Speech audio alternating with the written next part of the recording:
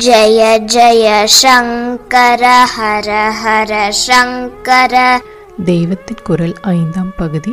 ஸ்ரீ சங்கர மடங்கள் தாம் வேதாந்தத்தால் நிலைநிறுத்திய ஆத்மீய சமூக ஒற்றுமையும் அந்த வேதாந்த மதமும் என்றென்றும் லோகத்தில் நிலையாக இருக்க வேண்டும் என்று ஆச்சாரியால் நினைத்தார்.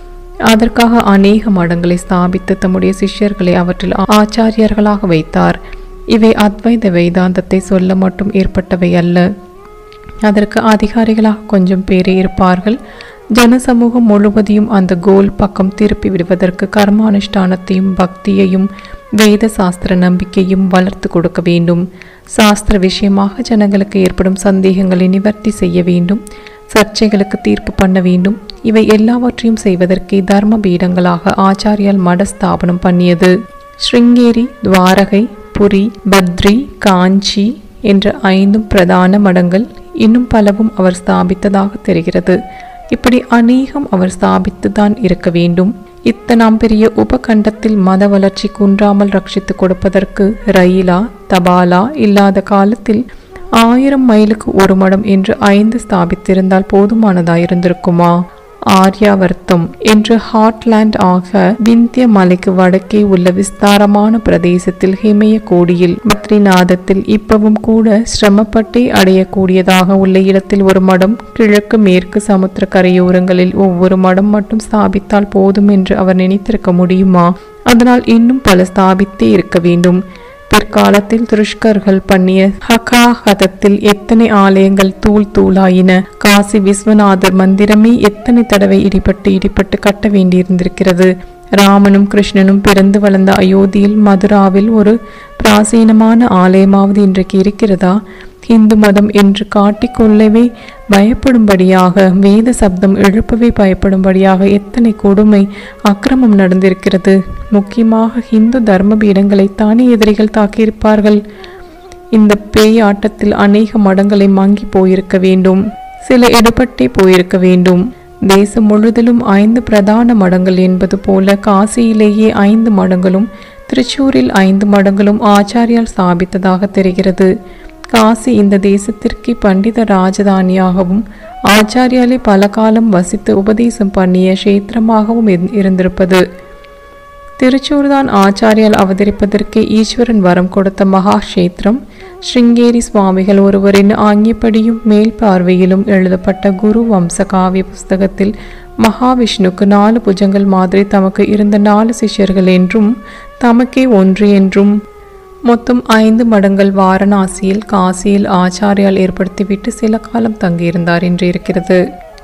போன நூற்றாண்டில் கூட இந்திர என்ற பட்டம் பெற்ற ஆச்சாரிய பரம்பரையை சேர்ந்த சுவாமிகள் காசியில் இருந்திருக்கிறார்கள் என்று அங்கே சிவாலய கட்டத்தில் உள்ள பிரம்மேந்திர மடம் என்பதில் உள்ள சாசனத்திலிருந்து தெரிகிறது.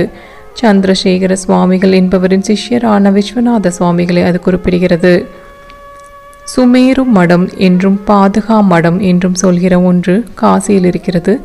அதன் ஜீர்ணோத்தாரண கைங்கரியத்திற்காக ஒரு அப்பீல் விடப்பட்டது.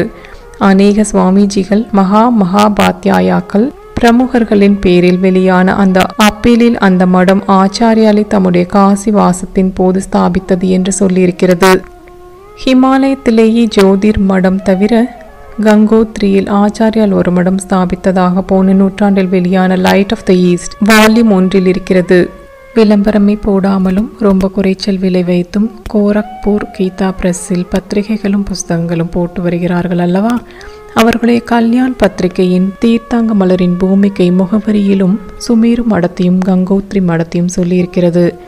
கோச்சின் ஸ்டேட் மானுவல் என்ற புஸ்தகம் திருச்சூரிலிருந்து 5 சங்கர மடங்களை பற்றி சொல்கிறது.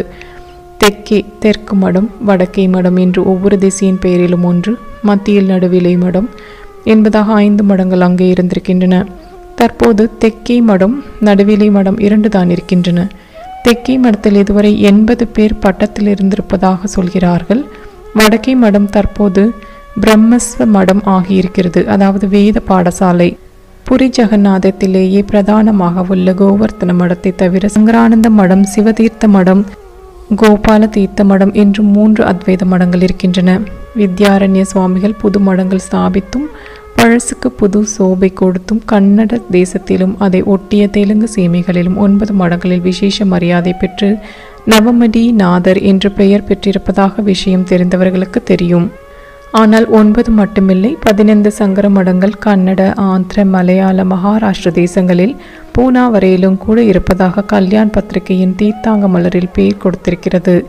இவை தவிரவும் பூமிகையில் ராமேஸ்வரம், ஸ்ரீசைலம் உள்பட 20 இடங்களில் உள்ள மடங்கள் ஸ்ரீ சங்கராச்சாரியாதி வித்யா தர்ம பீடாதி பரம்பராகத மடங்கள் என்று சொல்லியிருப்பதில்தான் சுமேரு மடம், கங்கோத்ரி மடம் ஆகியவை பற்றியும் இருக்கிறது.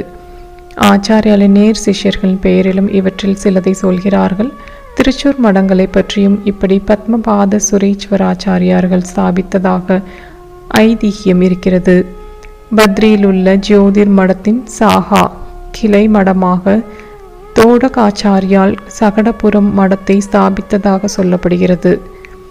எது யார் ஸ்தாபித்தது என்று விசாரித்து கொண்டே போனால் முடிவே இருக்காது. ஆத்ம லாபமாக, ஞானமாகவோ பக்தியாகவோ இல்லாமல் அது பாட்டுக்கு ஆராய்ச்சி போய்கொண்டிருக்கும். ஆச்சாரியால் ஸ்தாபித்திருக்கவே முடியாது என்று சொல்வதற்கு காரணம் இல்லாததாலும் இந்த பெரிய தேசத்தில் மதத்தை கட்டி காப்பதற்கு எத்தனை மடம் வேண்டுமானாலும் ஸ்தாபிக்க அவசியம் இருந்ததாலும் அவர் அநேக மடங்களை ஸ்தாபித்ததாகவே ஒப்புக்கொண்டு எல்லாவற்றையும் குருவீடங்கள் என்று நமஸ்காரம் பண்ணலாம். ஜெய ஜெய சங்கர ஹர ஹர சங்கர.